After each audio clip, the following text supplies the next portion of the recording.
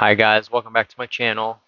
So today I want to talk about sugar and why humans really shouldn't be eating sugar because it's so bad for us. And everybody knows it's bad for us, but yet they eat it anyways because they're addicted. Sugar is highly addictive and has a lot of health issues that it can cause. Diabetes and non-alcoholic fatty liver are some of the most prevalent chronic diseases in America today, and it directly correlates to sugar consumption. So, as always, thank you guys for stopping by and watching my videos. Appreciate you guys. And if you could leave a like, comment, and subscribe, that would help out a lot. So, without any further ado, let's jump right into it. So, I'm going to start with this quote by Dr. John Yudkin. If only a small fraction of what we know about the effects of sugar were to be revealed in relation to any other material used as a food additive, that material would be promptly banned. Sugar has so many negative health effects, and yet it's still allowed. It's not banned. I wonder why. So if you take a look at this photo right here, you can see that carbohydrates actually break down as sugar. Yes, carbs, potatoes, rice, fruit, vegetables, everything. In essence, carbohydrates are literally made of sugar, glucose and fructose to be exact. 1 gram of carbohydrate is equivalent to 1 gram of sugar. Because carbs get broken down to glucose and fructose, your body can't tell the difference between a piece of candy and a piece of bread. Alright, this is absolutely crazy, guys. So I'm going to pop up this study on the screen, and basically, in summary, sugar is more addictive than one of the most addictive drugs in the world, cocaine. So I summarize.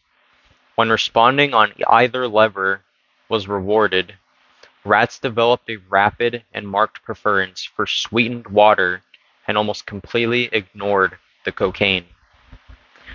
Rats that were 100% addicted to cocaine chose sugar over cocaine. Does that not show you how addictive this substance is?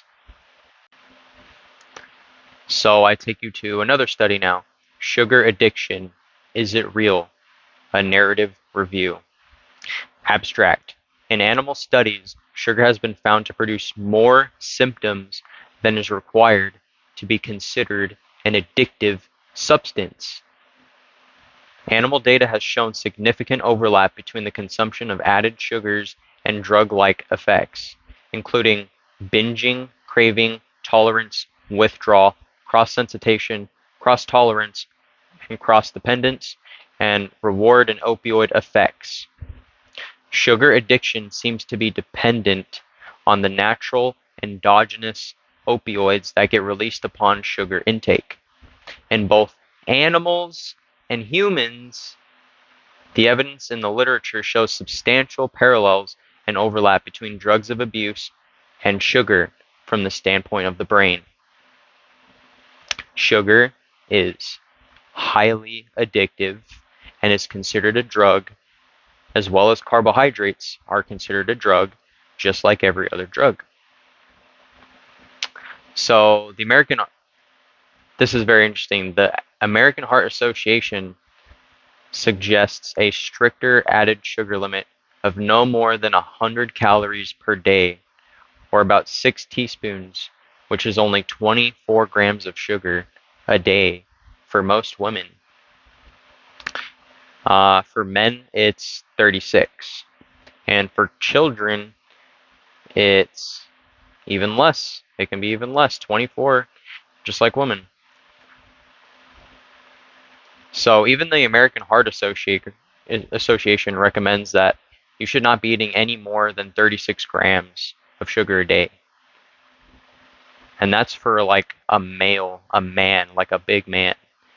If you're not a man, then you should be eating less. Remember, carbs actually get converted into sugar as well. So if you're eating a high carb diet, you are literally just carpet bombing your cells with so much sugar. What does all this extra sugar do anyways? Well, you're going to find out in this video. So in this photo, you can see what the brain looks like in a normal individual, and you can see the similarities in the brains between cocaine users and sugar users.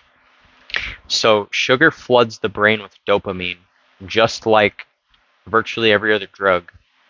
It makes it almost impossible to stop eating it because this process triggers addiction. You say you're just going to take one bite, that one bite turns into eating the whole cookie. It's almost impossible to not do that. Over time, the body requires more and more dopamine hits from this sugar to fulfill the same amount of reward pleasure sensation. Sugar is without a doubt the most addictive substance known to man. And don't forget, carbs are made of sugar as well, so they're just as guilty. So I want you guys to go check out this video by another YouTuber that I highly respect that really goes in depth and breaks down the whole process if you're interested. But if you just want it summed up, basically sugar, more specifically the fructose in sugar, is handled the same way as alcohol in the liver because your body treats both ethanol and fructose like toxins that the body does not need. Fructose gets metabolized in the liver where it gets into the mitochondria and eventually gets turned into VLDL. This leads to visceral fat accumulation and increased risk of heart disease. So if you look it up and take a look at the numbers today, 37.3 million Americans, about 1 in 10 people, have diabetes. 96 million Americans, or 1 in 3 Americans, have pre-diabetes. And about 100 million people, 1 in 3, have non-alcoholic fatty liver disease. And non-alcoholic fatty liver disease, as well as diabetes and pre-diabetes, are all directly caused by too much sugar consumption. It's without a doubt that sugar is causing these diseases of civilization.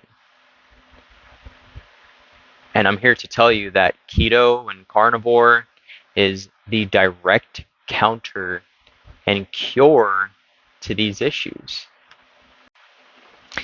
Alright, so this study, added sugar intake and cardiovascular disease, mortality among U.S. adults. Most U.S. adults consume more added sugar than is recommended for a healthy diet. We observed a significant relationship between added sugar consumption and increased risk for cardiovascular disease mortality. Individuals who consume higher amounts of added sugar, especially sugar-sweetened beverages, tend to gain more weight and have higher risk of obesity, type 2 diabetes, mellitus, dyslipidemias, hypertension, and cardiovascular disease. Significance of fructose-induced protein oxidation and formation of advanced glycation end products. So one of the ways glucose damages your cells is by a process called glycation, which is the binding of glucose to every nook and cranny in your body. This binding leads to the fermentation in the cytoplasm of certain cell lines that can cause tumors and even cancerous cell growth. Fructose promotes free radical production and oxidative stress, leading to damaged cells and many other complications. We've been through this in my previous videos before. Oxidative stress is super bad for you. Causes damage and kills all kinds of cells in your body. All right, let's take a look at this study. Nutrition and aging skin, sugar and glycation. The effect of sugars on aging skin is governed by the simple act of covalent cross-linking two collagen fibers, which renders both of them incapable of easy repair.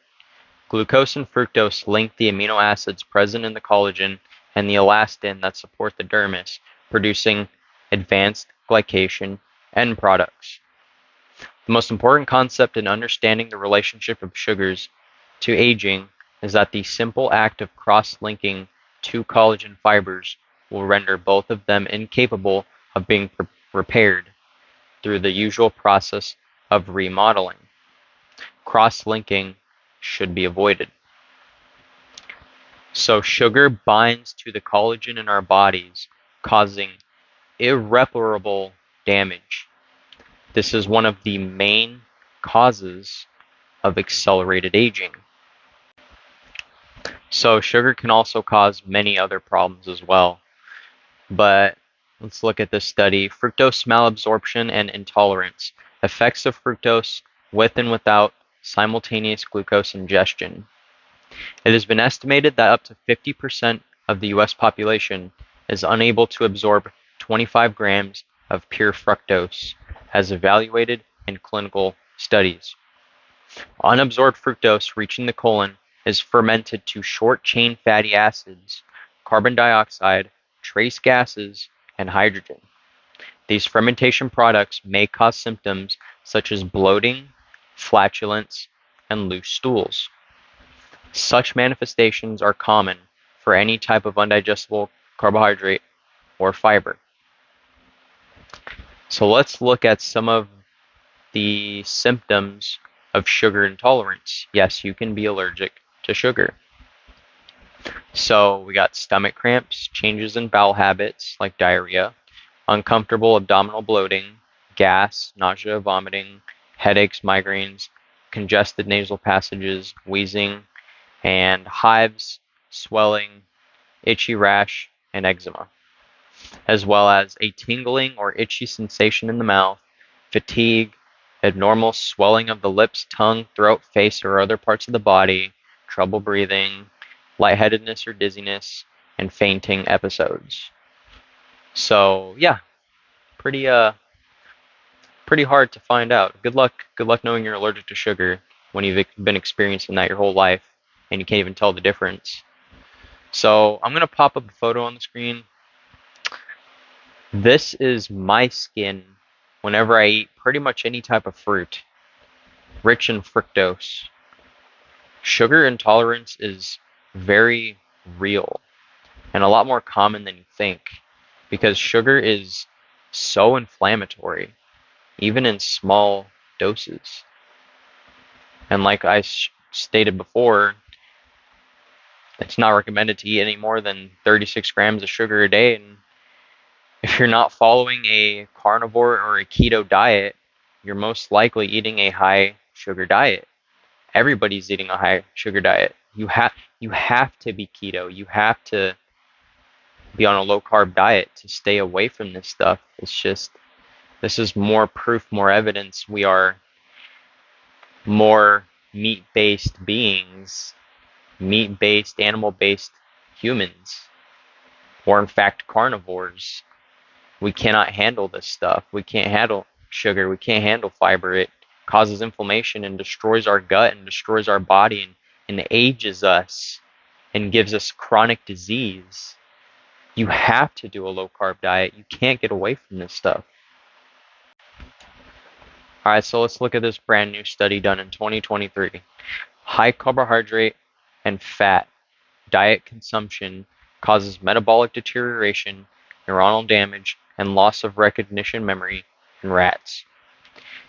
So the present study illustrated that chronic exposure to hypercaloric diets with a high content of sugars and saturated fat induces a pro-inflammatory state and exacerbates oxidative stress in all parts of the brain and causes memory loss. So if you're eating a high carb diet and you're eating fat in that diet, Because the two don't mix well together, it induces something called the Randle cycle. And this is very dangerous because the Randle cycle can do many, many things in your body, like increase inorganic phosphate in the mitochondria and systole. It can cause pro-inflammatory cytokines to be activated. It can cause chronic inflammation, elevated blood glucose and insulin, elevated triglycerides, and can cause diabetes, cardiovascular disease, dementia, and many other chronic alignments. So eating a high carb diet along with even a moderate amount of fat induces this Randle cycle, causing so many forms of inflammation in the body. This forces you to eat a low fat, high carb diet, which is contrary to our evolutionary diet. Humans require saturated fat and lots of it. You are inappropriately reducing fat, which is a required nutrient for our bodies to survive, and inappropriately increasing carbohydrates, which we didn't even really have access to up until, 10,000 years ago, because of the agricultural revolution. No wonder we are so sick. So lastly, I just want to end on a study. There's quite a few studies, but I wanted to show a study showing how effective low-carb diets are at combating all of these issues that I went through in the video. So let's look at this study, the low carbohydrate diet and cardiovascular risk factors, evidence from epidemiological studies. In conclusion, recent randomized controlled trials document that low-carb diets not only decrease body weight, but also improve cardiovascular risk factors. In light of this evidence from randomized controlled trials, dietary guidelines should be revisited, advocating a healthy low-carb dietary pattern as an alternative dietary strategy for the prevention of obesity and cardiovascular risk disease. But this study really doesn't go over the other issues like diabetes, non-alcoholic fatty liver disease, plaque in your arteries, heart attacks. Like, sugar can cause so many issues in your body. And this is just one study showing that a low-carb diet is beneficial. There's so much more information about this, guys. There's so much more research. But really, the take-home message is that I just really want you to know that sugar is incredibly bad for you. Even carbs. Carbs, in reality, everybody should be doing somewhat of a low-carb diet because sugar is just so bad for us, and we're eating so much of it. Calculate how much you're eating and comment, leave a comment in the video down below and tell me how much sugar you eat. I'll be interested. But yeah, it's just so many people don't know how much sugar they're eating, and it's just crazy. But yeah, so that's been it for the video. Thank you for watching, guys. If you could leave a like, a comment, and subscribe, that would help out a lot. So yep, appreciate it. I'll see you guys later in the next one.